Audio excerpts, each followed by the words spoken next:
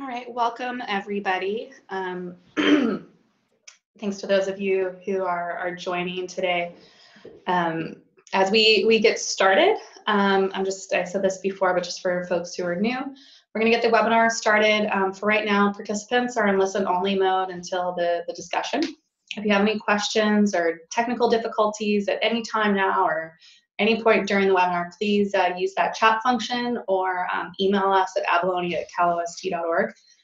If you're having trouble accessing any of the webinar materials, please go to the website down at the bottom of the slide here, bit.ly.com/redabalone. There we go. So first of all, we just want to welcome everyone and thank you for joining today.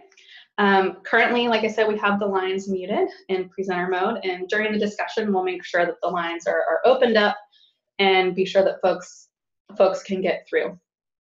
My name is Erin Ramanujam. I'm from the California Ocean Science Trust, and my colleagues Jessica Williams and Melissa Kent and I have the pleasure of supporting the peer review panel today and all of you in a productive discussion this morning. So thanks to everyone who joined the call. We'd also like to thank the California Ocean Protection Council for funding this peer review, including these community engagement webinars.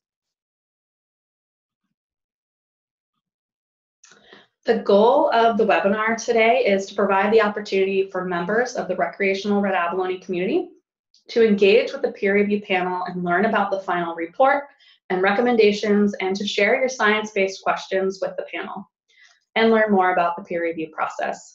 All of the webinar materials are available on our website. The website is posted in the chat along with the email that you can email if you're having any trouble today getting the materials or any other technical difficulties during the webinar. We'll be working with you guys throughout. Today's webinar is scheduled for 1 hour. We will conclude the discussion at 11 a.m. The agenda as outlined is that once we finish up some housekeeping and introductions, we'll provide a 1-minute overview on recreational red abalone fisheries management, including the fisheries management plan as it relates to the scientific peer review process. The intention is to ensure that everyone on the call is starting today's discussion with the same background information and context.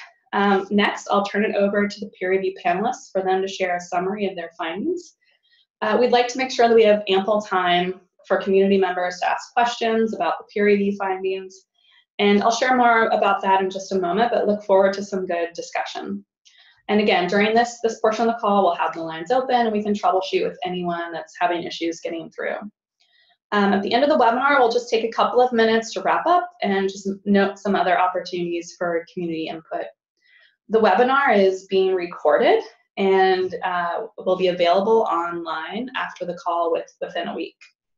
And just as a reminder, if you can't access today's materials, please do email us at abalone@calost.org and we'll get everything emailed out to you as soon as we can. During the discussion portion of the call, we respectfully request that each person limit their comments so we can be sure everyone has an opportunity to be heard. There's a limited amount of time for the webinar and a fair number of participants, so please keep your verbal comments succinct and limited to clarifying questions and new ideas. If your comment has been conveyed by another participant, we would appreciate you either just stating your agreement or support via the chat or email and allow the time to be used to convey additional questions. When you speak, it'd be great to have you say your name so we can clarify the source of the feedback and the summary, and so that we can speak to you directly. It also just kind of sets a more personal tone for the conversation today. We'll be making sure and going to try to ensure that the conversation is as orderly as possible. And again, while this is an opportunity to ask questions, time is limited. If we're not able to answer your questions due to time restrictions or technical issues, please submit your questions via that email, abalone@calost.org, and we'll do our best to get back to you following the discussion. We understand that this is a sensitive and there's a lot of kind of an emotional nature to this discussion, and we just ask that everyone on the call participate within the guidelines of a number of proposed agreements, which is what you see on the screen right now. The proposed agreements are that we agree to participate in a respectful and constructive manner where the interests of all participants are considered. We agree to listen for understanding and openly discuss issues with others who hold diverse views, acknowledge and seek clarification, and verify assumptions. We agree to provide clear, concise comments. Additional comments can be shared in written form. Personal attacks will not be tolerated. And to just put yourself on mute during the discussion portion where you're not speaking, which really helps with feedback and being able to clearly hear each other when we're talking. So just quickly introductions. In the interest of time, and again, wanting to leave enough time for the discussion today, we're not going to be doing introductions, but today on the call, this is an opportunity to chat with the OPC SAT peer review panelists. I do want to note, I believe that we should have most of the panelists on the call today. However, one of the co-chairs, Dr. Pete Ramonde, is traveling and unexpectedly without the internet. So he's not going to be joining us today, unfortunately. And then briefly, we just wanted to give a really short orientation. And we wanted to, like I said, we wanted to keep it as brief as possible, as a lot of this is going to be review for those of you who participated in the previous community webinar on August 20th. But again, just wanting to make sure that we all have some of the same knowledge. A primary goal of fisheries management under the Marine Life Management Act, or the MLMA, is to ensure that fishing levels are sustainable, collaborative, adaptive, and responsive to changing conditions. And while past landings of the red abalone appear to be stable, recent declines have been recorded, and the fishery is currently closed. These declines, along with changing ocean conditions, prompted the California Department of Fish and Wildlife to develop a fisheries management plan to improve data collection and support timely management responses. Proposed management strategies to be included in any FMP, any fisheries management plan, is required by the MLMA to undergo external independent peer review prior to submission to the California Fish and Game Commission. Currently, there are 2 management strategies for consideration for the recreational red abalone fisheries management plan, and that's what has been under review for this peer review. For this peer review, the Ocean Science Trust was requested by the Fish and Game Commission and the California Department of Fish and Wildlife to coordinate an external independent peer review of those 2 management strategies. The scientific peer review panelists that you saw, those 7 scientists, were selected by the Ocean Protection Council Science Advisory Team Executive Committee to review the science used in the Abalone Fisheries Management Plan. Everyone participating on the peer review panel is doing this in service and is being really thoughtful about the fishery and how the fishery has changed. And I can speak for how I saw them engage, and that they really took this review very seriously. There was a lot of regular coordination and communications with the peer review panel, with the department, and the TNC-led stakeholder group. As you guys know, we held a community webinar back in August to share information about the peer review process, and then this is our last community webinar to share the results. And we just also wanted to note that there is going to be a Fish and Game Commission meeting to discuss the final peer review report on October 17th. So with that, I'd like to turn it over to the peer review panelists to talk you through their recommendations. Again, once the presentation is complete, we'll just take a moment to open up the lines for discussion and questions. And for now, I'm going to turn it over to one of the co-chairs, to Jason Cope, to walk us through this presentation. And Jason, you can just say next slide as we go through. And then other peer reviewers you can call on them, or they can chime in as they would like through the presentation. Sure. Can everyone hear me all right? Yeah, I think we've all got you. And Great. Folks, again, just remember to use the chat or email us at abalone@calost.org if you are having any trouble. We'll troubleshoot with you. Take it away, Jason. All right. Well, it's great to have a little time with everyone. It's great to see so many people online, and we really look forward to hearing any questions. So I think the best use of time will be, maybe we'll walk through, we have some slides here that highlight the recommendations And these are recommendations that have come, as many of you know, over several months of review and discussion with the science teams who have brought a lot of hard work to the table. And for the review to kind of consider, how do we put all of this wonderful work together into a useful and constructive review that will help us kind of move forward. And I think what you'll see us trying to do is that we recognize some very distinct strengths in each of the approaches, as well as weaknesses. And we wanted to really leverage the strengths from both into what we hope is a very kind of robust way of managing red abalone into the future. So let's go to the next slide and we'll take a look here. So you'll see that we have kind of a summary of recommendations, and then we considered two different states of the fishery. One being closed, and what do you do when it's closed? Therefore, there's no fishing. How do you know when to reopen it? And so we discussed some recommendations on things that could be done to help inform that decision. And then we talk about when a fishery is open, what is it we could do to manage an open fishery. And so you'll see a little bit of similarity in some of the recommendations under the two. There are some common features, but we felt we wanted to keep them distinct so we could kind of organize things under a closed fishery, kind of look at those recommendations, and then what would be sometimes similar but also distinct recommendations for the open fishery. So next slide. All right, and again, I think we're open as a team, as a review team, to questions at any point. So please bring them up if you feel like you have a question about these recommendations. And I think all I'm going to do is really read what's on the slides here and maybe give a little bit of input beyond that. And I definitely want to welcome our other review panel folks if they feel they want to add something at any point on these recommendations. But the first recommendation was this kind of overarching recommendation of trying to integrate and find the strengths of each to reduce the uncertainty and to take advantage of the best aspects of each of those proposals, which are utilizing the best available science at the time.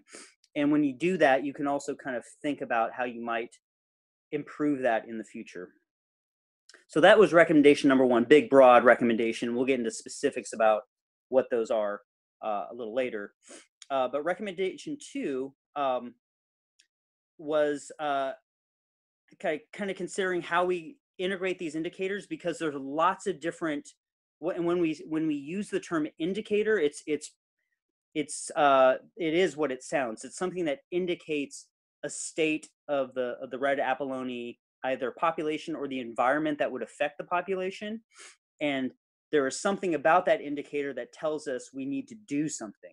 And so these systems that were set up by Nature Conservancy folks and CDFW biologists was a system of multiple different indicators. And so kind of think about, how do we put those all together? What data do you need to do the different indicators, and are those data streams going to be perpetuated into the future? That's something that we thought a lot about, and that any way of putting these things together need to be really, they need to be tested and analyzed in a scientific way. And we recognize as a review body that one of the best ways to do that in very complex systems, because it's hard to go out and manipulate the red abalone environment, is through computer simulation of populations, which allows you to ask all sorts of really specific questions and also control the types of questions and the environment in which you're doing the experiment under really well. And so we felt that the simulation testing using computers and this word operating model is a bit of a kind of a science jargon. All that means is that you set up a population that looks a lot like what red abalone should be doing under many different types of environmental or biological conditions. And specifically, we felt that this low density dynamic in red abalone, this need for them to have enough individuals to where they can actually find each other and properly breed, is going to be one of the more important details. And we felt that in the simulation studies that had been done to this point, that's one area we could do. We could probably do a little bit more specific upgrading and more exploration in. So we identified that. Any questions to this point? Or any additions from the review panel? So I will say, for the review panelists, if you want to add anything, you can use *6 to mute or unmute yourself. And maybe we'll start there, Jason, and see if any other panelists wanted to add anything first.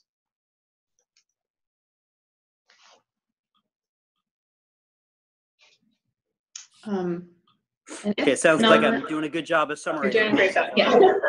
And I might just suggest, Jason, just in the interest of us being able to, on this end, navigate questions and just being able to hear you, I might suggest that you just kind of run through the presentation, and folks just note down your questions or put them in the chat, and then we'll open all of the lines at once we get through this. That will just help us on the technology side of things make this run smoothly.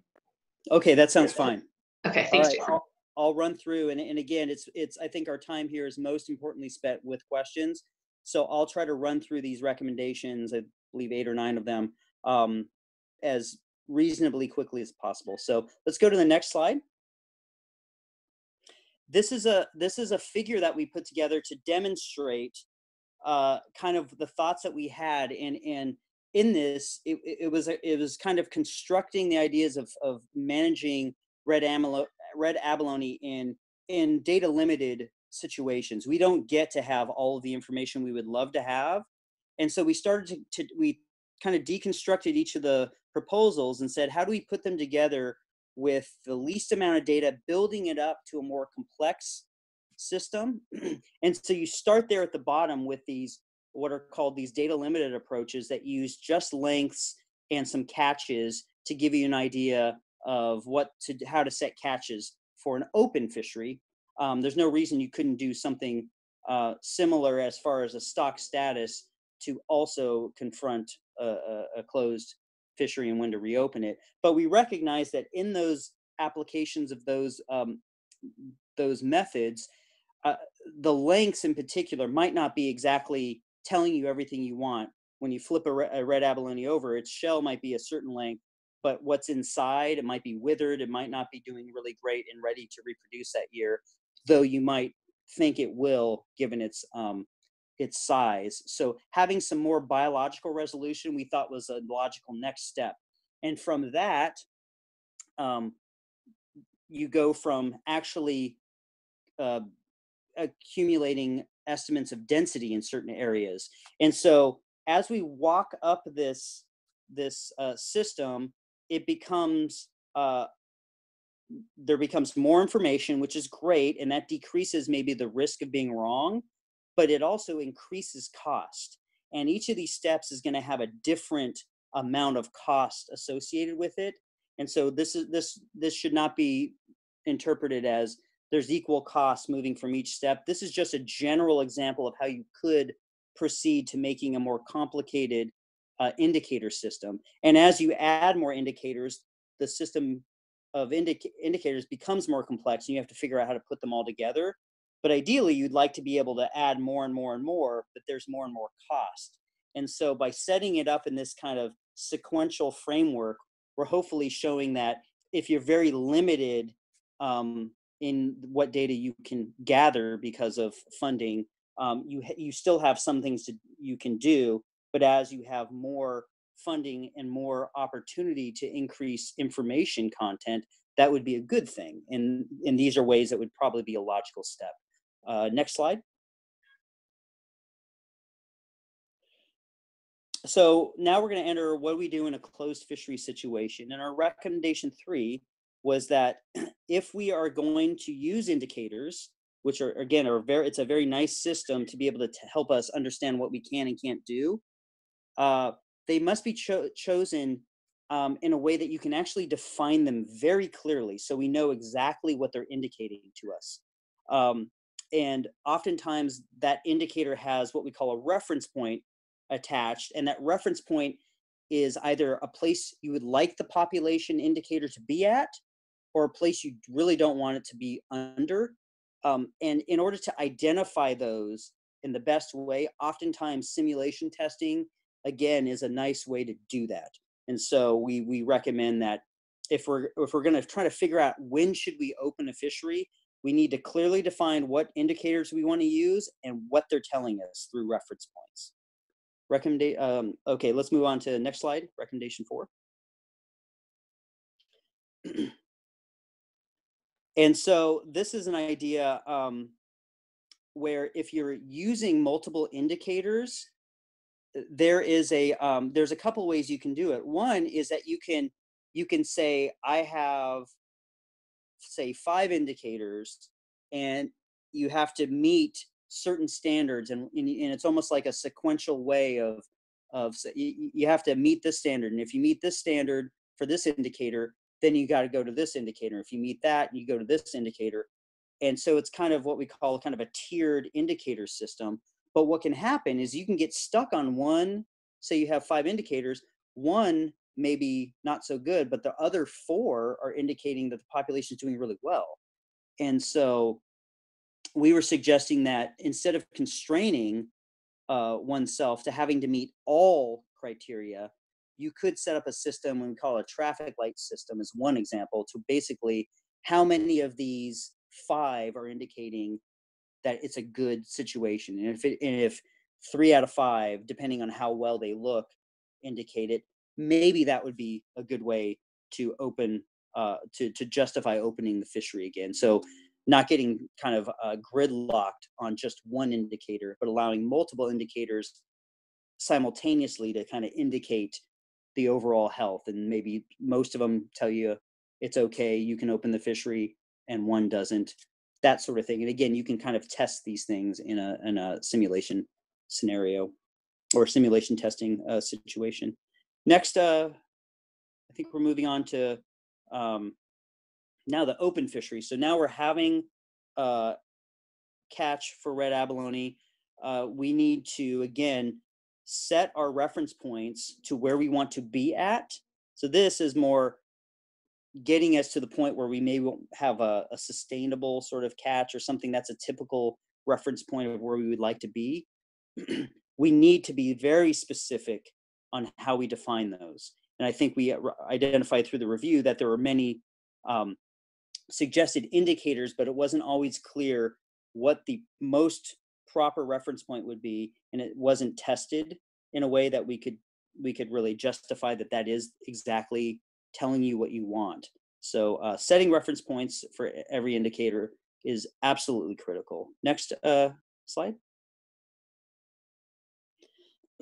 And so then this gets back into a similar topic, what we just talked about. All indicators, if you have multiple indicators that you're justifying, they should all be tested again in a simulation modeling framework, so you can set those reference points and determine how best these indicators can go together. So similar to what we talked about. Next slide. All right, still in the open fishery, all these indicators need to be need to deal with uncertainty. And what we mean by that is when we go out and measure things, very rarely do we get the exact measurement right. And particularly when we're going into a very dynamic, complex system where we don't get to measure everything we want, there's going to be uncertainty. And so one, and you saw this with CDFW's work, they did measure the uncertainty in their density metrics. But one thing that we would want to consider is if you always use the middle value between the uncertainty, always, no matter how big the uncertainty is, you are in essence ignoring the uncertainty that's there. So some way of treating how big the uncertainty is around some sort of, say, average value or median value would be, I think, very would be very appropriate. The review panel thought that would be an appropriate thing to think about in the context of red abalone, because it introduces a risk tolerance or a risk evaluation of what's going on. And by incorporating uncertainty, you're acknowledging that we don't know exactly what the value is, and given how much uncertainty, that's going to help us decide what value of the indicator we actually use to compare to, say, a reference point. Instead of just the middle value, maybe you use something lower than the middle value because there's so much uncertainty. That's one way, just one example, you could include uncertainty. Next recommendation. And so there's some setting of catch levels that we thought in both plans could use some tinkering, that we could probably optimize it a bit more. And so this is just a general recommendation that if you were to go with either one of the plans, the catch setting would, we highly recommend rethinking how you set those catch levels.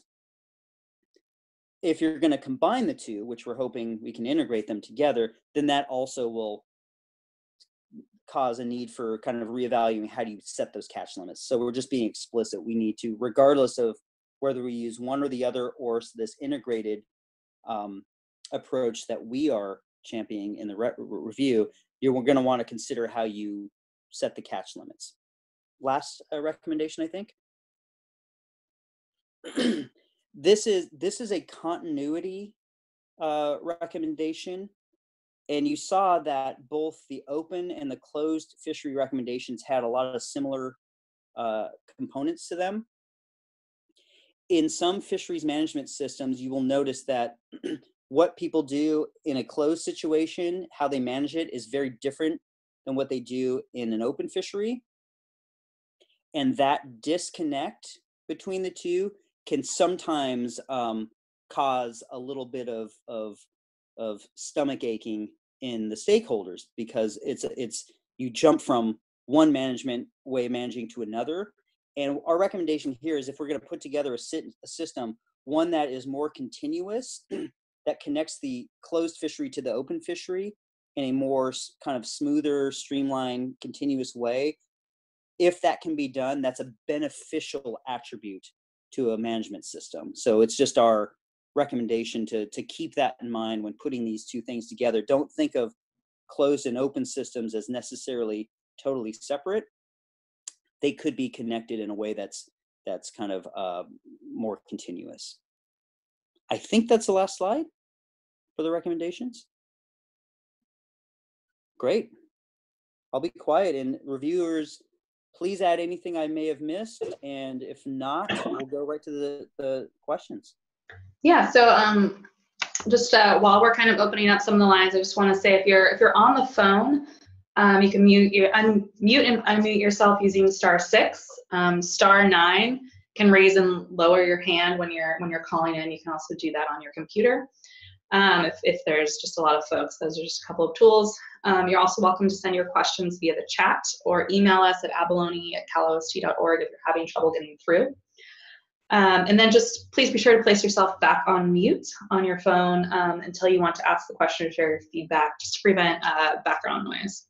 And just quickly, a reminder that we might not be able to get to all the questions today. We're going to try our best. And just know that you can still continue to email us at abalone@calost.org after the webinar, and we'll just do our best to continue to answer those questions as best we can if we weren't able to get to all of them on the webinar today.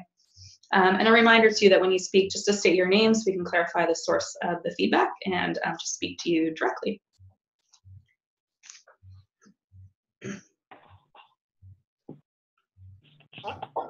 Hi, Aaron. This is Jack. Hi, Jack. Jack, I'm gonna. Hey, Jack. I'm gonna put you on pause for a moment and just see if just because you're one of the authors on one of the management strategies. Well, I'm sure we'll have plenty of time, but I just want to see if there are any folks that have any questions for the peer review panelists today. Thanks for your patience, Jack.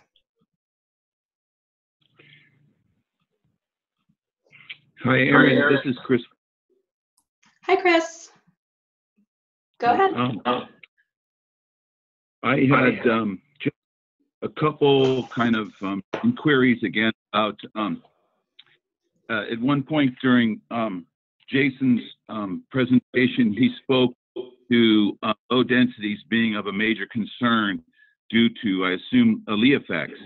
And I'm wondering, because I've in the past wondered how those could ever be quantified in a meaningful way. I'm wondering if you were trying to get a sense. I mean, I know where density, if you're acquiring good density data, you can determine how close the animals are together.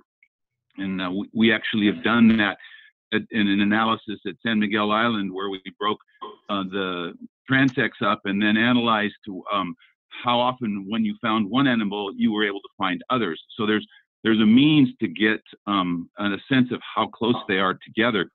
I think there is probably a means of doing that as well with the other data streams that acquire size structure of what's in the water.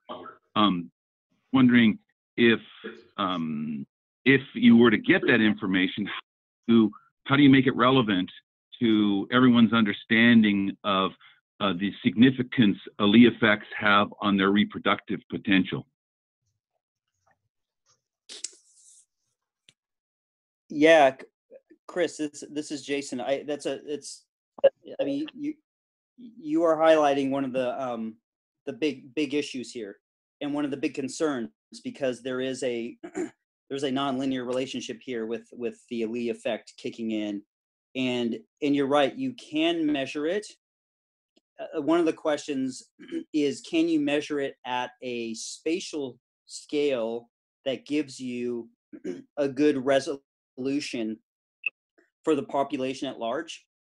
And like you said, we also there are low density population effects that we don't fully understand well, let alone know how to set necessarily the exact right reference point.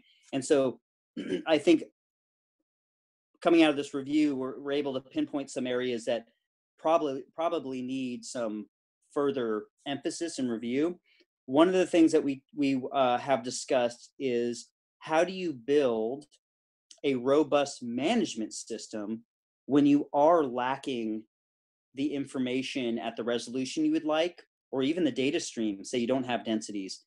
How is it you could still build a robust management system? And this is where that simulation testing on the computer comes in. If you can set up a red abalone population that behaves at low densities somewhat like we expect, and you can set up many different scenarios of extreme and less extreme population reproductive decline at those low densities, you can then come up with, given your indicators, you could find which combination of indicators and reference points and kind of buffering to the uncertainty of the measures in those methods gives you a really good behavior, even when you can't measure that directly.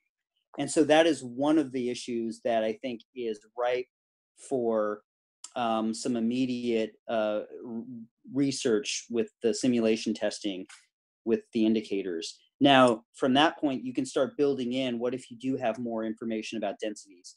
And what if along with density, you also have nearest neighbor measures? And at what spatial scale would you need that to actually have it inform the system enough to make that that kind of collecting of that information cost worthy? You can start answering those asking and exploring those questions too in the simulation. So you're right on. That's something that we need to get at. But we've had some good discussions as how we might get around it when we don't have the information, and then how to explore gaining that information and incorporating it into a more complex indicator system. I hope that's getting at your question.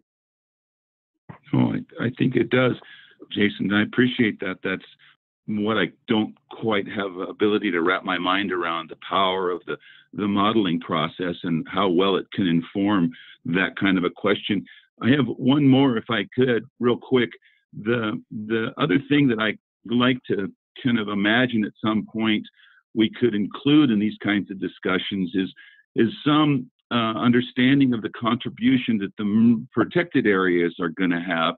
And I think at just the most simplistic level, we should acknowledge the fact that when we're in this state of uncertainty about what we can do next as far as what harvest levels to set, I think it's beneficial if people acknowledge that a significant amount of the resource is just going to be unavailable for any human impact. And that helps us with the precaution we need to consider when trying to decide what level of risk we're willing to take in doing something like reopening a fishery in recovery. Because we should be aware of the fact that if the natural system's starting to rebound from the shock it's just experienced, it will do that in some hopefully holistic way, and the MPAs will create an additional buffer to any take that might happen. So from a kind of a strictly scientific perspective, I know fisheries scientists are trying to figure out how to measure the contribution MPAs have. I just think it's logical that it should be acknowledged that there is some buffer or precaution built in with the MPAs. I just want to make that statement. I don't think it needs to be responded to other than maybe you guys maybe talked about it if you did. Yeah, Chris, I don't think we got too heavy into MPA discussion. You're right. It does create those natural kind of buffers, and that is something that could be explored as well as putting in certain areas that are completely off limits. When you're doing the computer modeling, put those off limits and see how other areas do. The one thing to always be thoughtful of when MPAs are put in is the fact that those areas that aren't being protected, if they are taking on additional fishing pressure, how vulnerable are those populations to localized depletion? And something with an ALI effect in its population dynamics can be a little more sensitive to possible localized depletion to the point of really hurting that local population. And then understanding how these things are connected, because you would definitely wouldn't want a system, even if you did an overall analysis showing that the red abalone was above some reference point, but if all the healthy stocks are only in the MPAs and everything else is severely depleted, that's going to affect catches into the future because the MPAs are off limits. The areas that are open currently are so low that they would indicate individually that they need to be closed. So I think there just needs to be some thought that about that localized depletion on top of the implementation of MPA. Overall, rabbit abalone might look good. Local stocks might look a little scary. Great. Thank you. I think I've got two folks here in the queue. The first one is Mark Carr, and I think Mark, we've got you unmuted. Unless other peer review panelists wanted to pile on to Jason's responses to those first two questions, we can unmute you or *6 on your phone.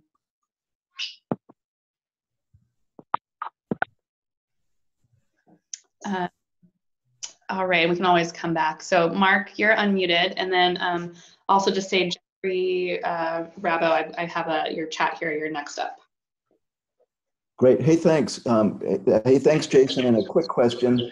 So several of the recommendations refer to using multiple indicators simultaneously. And I was curious whether the group thought about the importance of weighting these different indicators, whether they're the population, the fishery, or the environmental indicators, whether there would be any a priori weighting, or would the weighting be, would it emerge from the simulation analysis? Yeah, Mark, that's an excellent question. I'll let other guys, other review panel folks chime in on this. My quick answer to you is that I think we would hope the weighting is actually is fundamental, and a default weighting of equal for everything may not be the best best and most robust way to manage.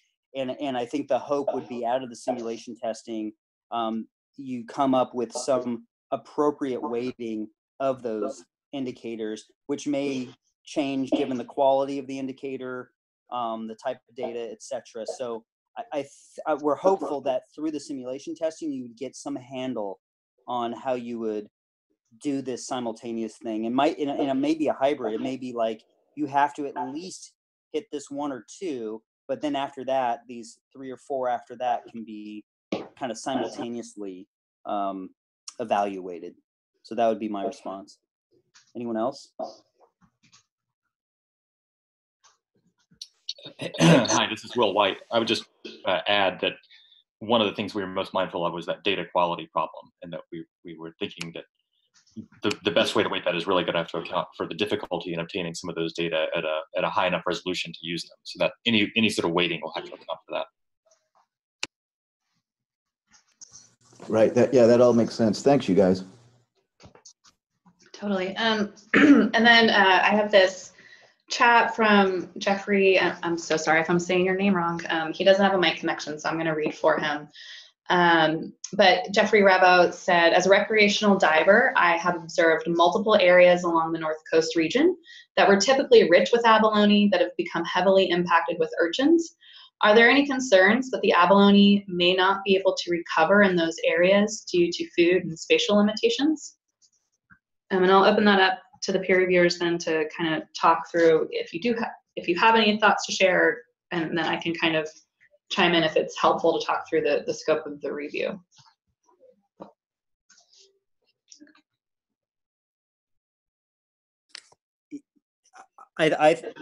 Again, I'll be brief here. I think that's a great, important observation, and absolutely, there could be places that, and this is where your modeling could get wrong if you are assuming that every place that didn't have abalone just needs abalones to recruit there and everything's going to be fine.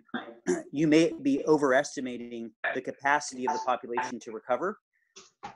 And so this is yet another type of indicator what habitat is available, and this is exactly why kind of the modelers and the biologists need to talk, and the folks that are in the water and observing certain things. It's a wonderful observation. We didn't talk, I don't recall us talking about that specifically, but it's definitely something that could be investigated in the system that we've recommended the kind of future management procedure be developed in. Thanks. And Jeffrey, I'll also just, this is Erin at Ocean Science Trust. I'll add that, there's a lot of folks asking questions like this, I think, out on the coast. At the end of the presentation is Sanki Mastrup's email. You're always free to reach out to him to talk about how the department's thinking about this and kind of their efforts. I know a lot of the abalone team there is out on the water with folks thinking about this. And a couple of our peer review panelists who are based here in California, Pete Ramonde, who's not here, as well as Karina Nielsen and Brian Tissot, who are all based in California and pretty steeped in abalone population dynamics and invertebrate population dynamics, could pontificate on some of this with you. So I can try to connect some of your questions as well down the road to those guys. I think that we've also got Greg Helms. I think, I'm guessing that's Greg Helms. But if not, Greg H., you're about to be unmuted. You just outed me on my last name initial. Can you hear me okay? Yeah, we can hear you. Okay, yeah, I'm sort of grappling with Jason with the the idea of harmonizing these two management strategy evaluations. Thinking my mind about potentially the CDFW proposal being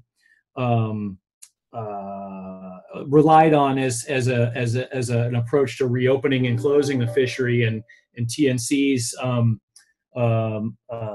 TNC's approach being used for a healthy fishery. And I recognize that you're recommending simulation testing and MSE for for teasing out the best way to harmonize those. But the question I'm led to, I guess, is that my understanding from looking at TNC's proposal is they did run a management strategy evaluation. I'm wondering if you and the peer review panel sort of looked at that, and was it of any use to you, and would it be of any use, the work that they did in preparing that MSE, would that be basically what we need? Is that good enough? Could we go through that existing product as a way of figuring out how to harmonize these things? Or would it be necessary to create a ground up new simulation testing model to go forward here? Yeah, very, very good question. They absolutely did a lot of great simulation testing work and uncovered some really important aspects for us to understand. Yeah. But when we've talked to them about this, we felt that there's some improvement that needed to be done on that simulation testing. Just some of our recommendations was maybe spending a little bit more time specifying that low population density behavior a little bit more, which they have the framework, that simulation testing framework they have is almost there. It just needs a little bit of tweaking to maybe install a little bit more of the biological realism we want to capture at that low. And then from that point, what they had done, it would be a wonderful way to kind of move forward. And that would allow also the exploration at the closed level to integrate some of these really data limited and easier to obtain data methods, like length-based methods, to see how they perform at these low densities. So we talked quite a bit to the TNC group about how that could be done and how buffers could be worked in. The other aspect that we had suggested that could be included in their simulation framework was tackling this issue that the lengths may not be as informative given what's hiding under the shell. Right. And so working in that kind of body gonad index information would in some way, or coming up with a robust management procedure that even if the lengths are wrong and they're overestimating the productivity, you would take into consideration, based on some body gonad information, how to build in a buffer there. So we definitely talked to them. They have, so I guess one thing to point out, no, it would not have to be a complete overhaul, rebuild from scratch. They have a vast majority of it already there. There was just some small but important tweaks that they could add that I think would open up the ability to investigate some of these really important things that CDFW was spending appropriately a lot of time focused on these really important bits of information and aspects of the biology. Does that answer your question? Yeah, it answers my question, and that seems encouraging. Thank you. Okay, I just want to say, folks, if there are other folks on the line, Jack, I have not forgotten about you, but if there are other folks on the line that have questions, feel free to go ahead and unmute yourself, *6 to unmute.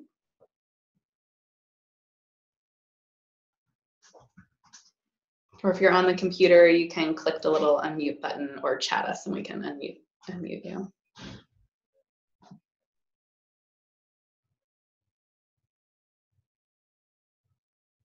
Okay, all right, Jack, it's your turn.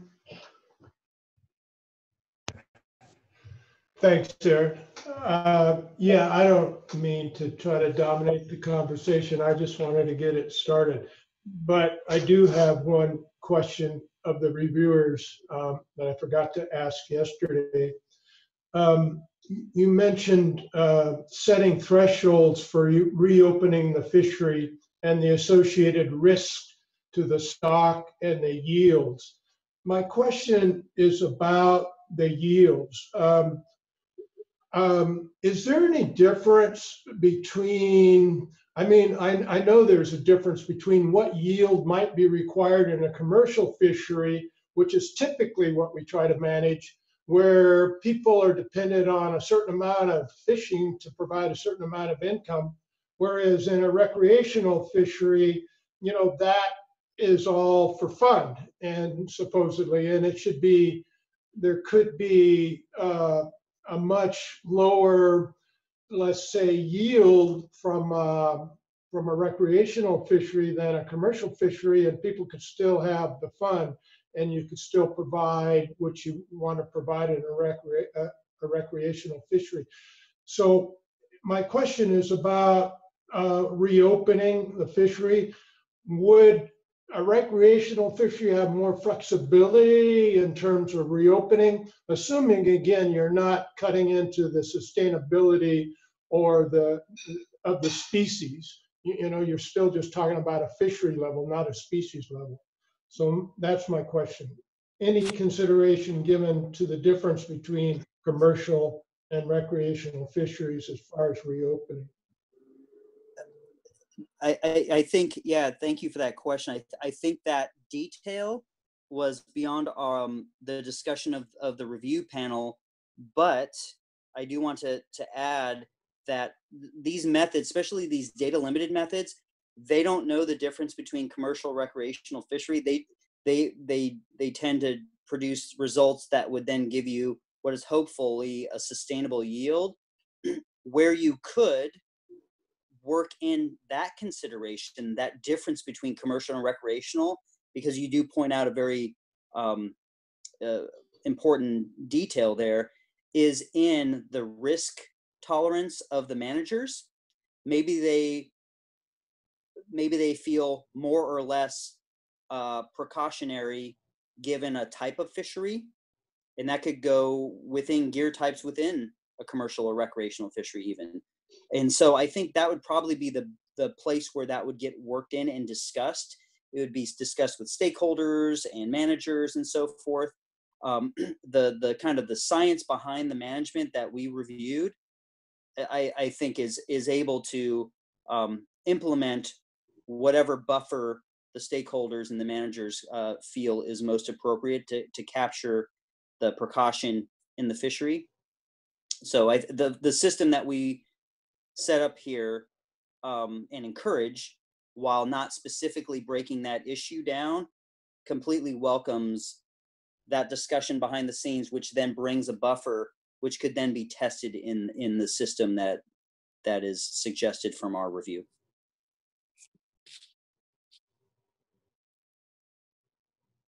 Thank you. Yeah. Any of the other peer reviewers have anything you want to add to that question, or any of the other previous questions?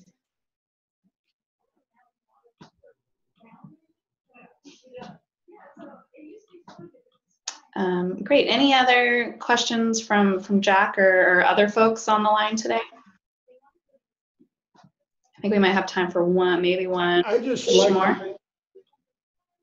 Aaron, I just like to make one overall comment. I think you guys, OST and the peer review, did a great job on this, and I personally, and I think most fishermen, appreciate the fact that you've involved us in midway and here at the end, kind of explaining to us how it all works and what your conclusions were. So anyway, I really do appreciate that, and thank you very much to both peer review and OST. Thanks. Second. Go ahead, Chris. Oh, second. Okay. I want to chime in really quick. This is Chris Boss, just saying that I appreciate what you guys have done, just as Jack. I just want to second Jack's comment. Thank you very much. Thank you. We always have time for praise here. No, I'm just kidding. I am just going to note the time, though. I'll also just give a really big thank you to the community members who took the time to call in today and ask really amazing questions, and who asked really amazing questions back in August. I think that I don't see any other questions coming through. Again, you are more than welcome, folks, to email us at abalone@calost.org. At any time, if something pops into your head, we'd be happy to answer questions and just kind of help folks understand what's in the report. Just looking ahead, there's the Fish and Game Commission meeting coming up on October 17th in Fresno. Again, Saki Mastrip, who I'm sure a lot of you are familiar with, he's the department contact for all things abalone right now. So please feel free to reach out to him if you've got questions about their efforts and their next steps. He's the right person to reach out to. And again, you know, that email at abalone@calost.org, we'll keep checking it here at Ocean Science Trust. And just, you know, let us know if there was a question that you didn't have a chance to ask today or you had trouble getting through. We'd be happy to help you clarify and understand the peer reviewer recommendation. And with that, I think I hear someone trying to come through. I don't know if there was something else to add, or maybe that's a mistake. But with that, I think I'll just wrap it up and say thanks again, everybody, for your participation. We really, really appreciate it, and we look forward to being in touch. In the meantime, don't hesitate to reach out with questions, and you can continue to go to our website. This link will take you there, or just go to the California Ocean Science Trust website, search for Red Abalone. This webinar will be posted there as soon as we're able, depending on our technological skill levels today or Monday. And just thank you again, everybody, for taking the time to be part of today's discussion and making this dialogue really thoughtful and informative and successful. So thank you again. And I don't know if any of the peer reviewers or Jason wanna say anything before we wrap up. No, just I thank everyone for the interest and for taking time on a Friday morning to come and ask some great questions. And yeah, thanks again. The review panel works extremely hard, and grateful for all the work that they put in, and OST's leadership, and the two teams from TNC and CDFW put a lot of extra effort behind the scenes to ask additional questions and so forth. A lot of unseen things that they did that really helped the reviewers do the work that we needed to do. So a big thanks for them. Great. Thanks so much, everyone. Have a great Friday. Thank you. Bye.